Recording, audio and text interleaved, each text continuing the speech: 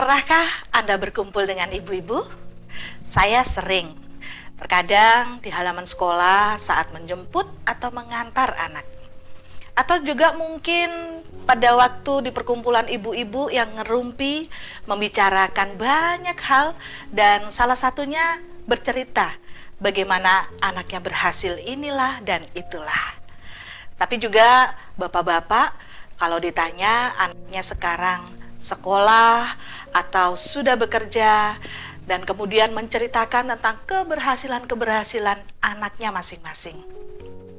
Bisa saja ketika kita mendengar berbagai keberhasilan anak orang lain, itu kita ingin menirunya.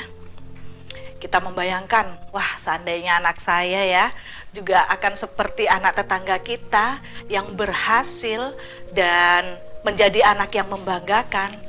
Wah betapa bangganya juga saya sebagai orang tua.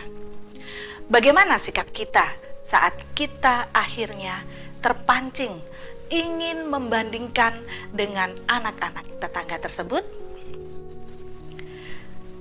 Celakanya yang sering terjadi adalah menjadi patokan. Kita mendapatkan informasi dari anak-anak hebat dari anak-anak tetangga. Dan itu menjadi patokan kita supaya anak-anak kita juga menjadi anak-anak hebat. Kita bisa saja akhirnya mendaftarkan anak-anak hebat dari anak-anak tetangga kita itu. Contohnya si Anu jago matematika sehingga dia bisa ikut berbagai lomba di berbagai pertandingan.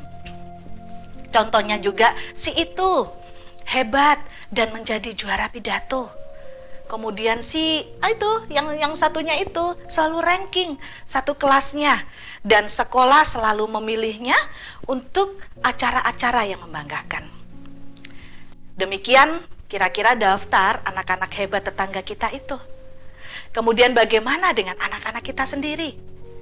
Bisa saja kita menjadi orang tua yang akhirnya melihat anak-anak kita itu adalah anak-anak yang biasa, yang standar. Anak-anak yang rata-ratanya seperti anak-anak yang lain pada umumnya. Anak-anak kita jarang menjadi perhatian orang lain karena berada pada posisi yang biasa.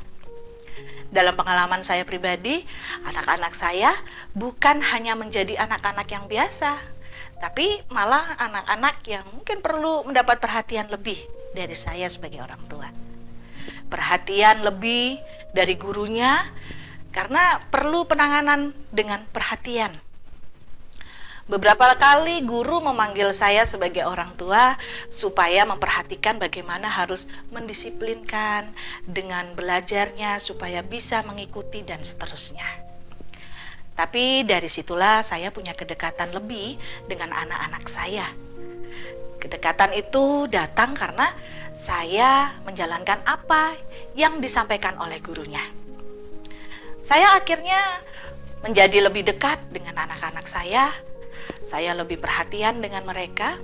Ya memang awalnya saya memperhatikan soal bagaimana dia harus punya kedisiplinan tinggi untuk belajar, kemudian untuk selalu bertanya dengan pelajaran yang disampaikan.